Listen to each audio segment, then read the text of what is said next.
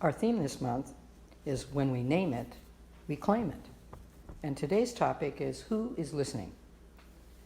Both weeks preceding this one, I gave you a quote from Ernest Holmes suggesting that we tune in on our thought because that's what spiritual mind, universal mind is doing all the time. It's tuning in on our thought all the time. And, of course, we all know that is not the only ear that hears our words, the only eyes that see our actions and our inactions, or the only heart that responds to them or not. Now listen to the words of God speaking as Neale Donald Walsch, writing in Book 3 of his series, Conversations with God. There has never been a time when I am not with you, even unto the end of time. There is never a time when I am not ready. Yet I will not impose my will on you, ever.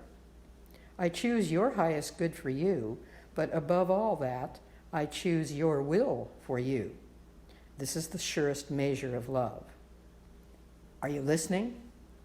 The surest measure of love is the will we have been given to use in our own behalf. And when we get that, we pass it on to our loved ones, our friends, to complete strangers.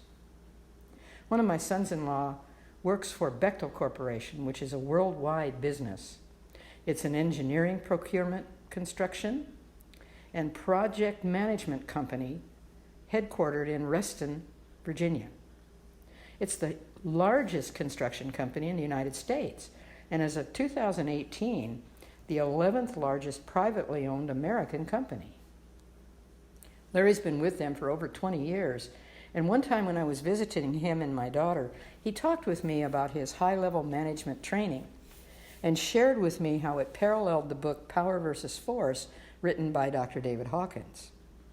I had given him that book sometime before that conversation, and he told me he was skeptical about it, but he read it.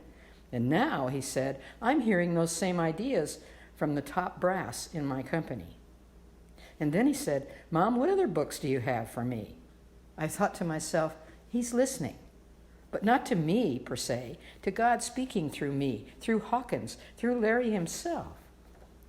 In Dr. Marie Namath's life coaching program, 2 of the coaching program questions she teaches her students to ask their clients are, 1, am I willing to systematically dismantle my current structure of knowing? And 2, am I willing to guarantee that whoever coaches me will be successful? Both are ways of listening. When I put it out there, am I willing to listen to the answer? Because it comes in such diverse and fascinating ways when I answer yes to those 2 questions. Neale Donald Walsch heard the voice of God as his own voice, and so do we sometimes. But sometimes it can come through someone else's voice. How do I know when it's God and not monkey mind? Mine or someone else's? When it's the surest measure of love for my own highest and best good. Here's how Walsh heard that message with God, speaking as Neale's own voice. When I want for you what you want for you, then I truly love you. When I want for you what I want for you, then I am loving me through you. He goes on to say the divine doctrine of love is that God's highest choice for you is the same as your highest choice for you. Why? Because God and you, God and I, are one. Because we are hearing our own voice, our own deepest desires, our own choices being reflected back to us by the universal voice, heart, mind. If we don't listen, we're ignoring our own sense of self. And don't you think that the icons of spiritual teachings were and are always listening? One of the many gifts that Emma Curtis Hopkins brings to us, even in today's world, are the words of spiritual icons written and spoken down through centuries of humankind, showing us the parallels in their thoughts, in their words, and in their actions. In her book, highest mysticism, studies in the wisdom of the sages of the ages, in the very first chapter, she makes the statement, from the divine heights, there has been revealed, granted, and passed on to all ages one heavenly edict. And then she quotes it from the Upanishads, a Hindu religious and philosophical text.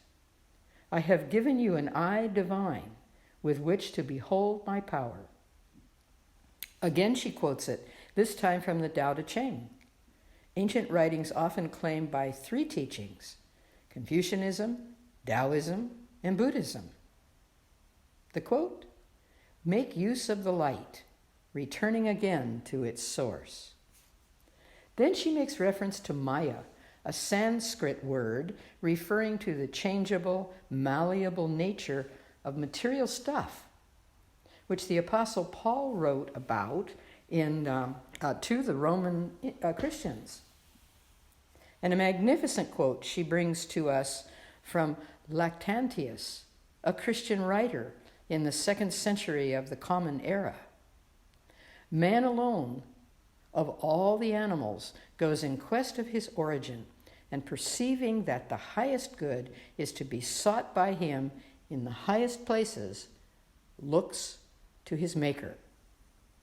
Next, she quotes from one of the Vedic hymns, which were written by the rishis in India 1,000 years BCE, before the Common Era.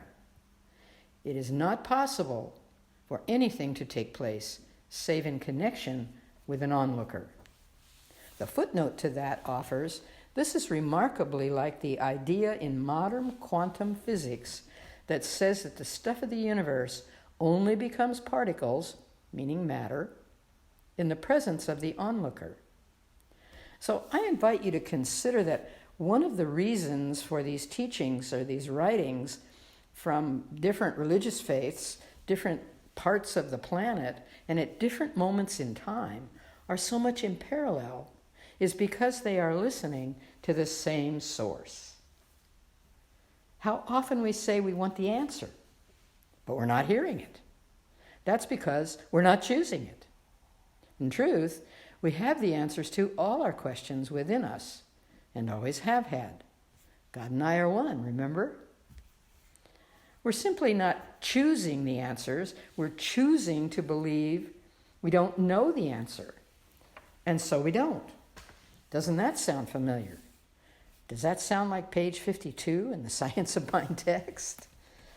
Because the truth of the matter is, truth is always uncomfortable.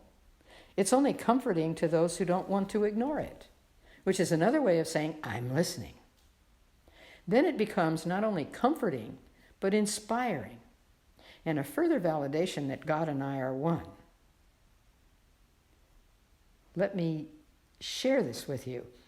Dennis Merritt Jones, author of the book The Art of Uncertainty, has a beautiful and humorous way of getting our attention where listening is concerned. He has a dog named Mac Doodle. That in itself gets your attention, doesn't it? First of all, this dog has a first name and a last name. Mac is his first name and Doodle his last.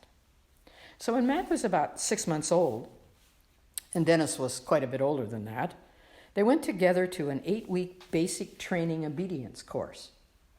Dennis was already aware of the fact that Mac did not think he was Dennis's dog as much as he considered Dennis his human. Dennis said that became abundantly clear as they began the obedience training. He said, I discovered that I really needed to pay attention, to listen to the instructor, because I was the one who was being trained, not Mac.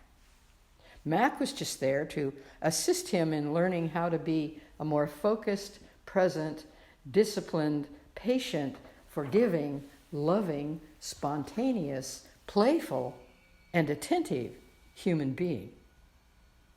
And Dennis said, giving less than my full attention to the classes was not an option because Mac's training would really begin the next week and each week after we got home from classes. And Dennis wanted to believe that their communication would be two-way and clear from the start. But that was not accurate either.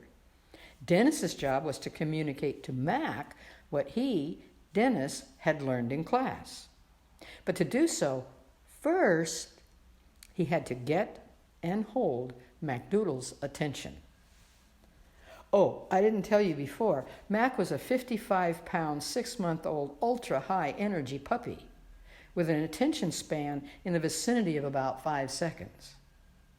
Well, it didn't take very long before Dennis realized he was competing for Mac's attention with anything and everything around Mac that was far more interesting and gratifying to a non-disciplined puppy that simply loved to be entertained by whatever was most available and hooked his attention in the moment. The story, of course, has many more moments that I may share with you in another talk, but I found this part of the story such a great and humorous example of what we experience in the world we live. The world we live in, today's world of high speed, high energy, loud and often distracting, if not unnerving sounds and movements, all vying for our attention. For me, this story is a cute and beguiling reminder for me that in order for me to listen and learn, some training in those skills is undoubtedly a valuable process.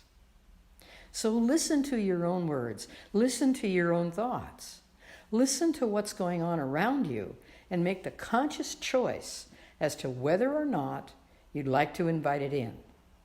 Listen in the silence, for this is the time you are truly in conversation with God. You may or may not hear a loud voice asking, "Have you had enough yet?" But you will definitely hear God's surest measure of love in your own intuitive ideas. What would you like to hear? What would you like to support and magnify in your life? Then so it is.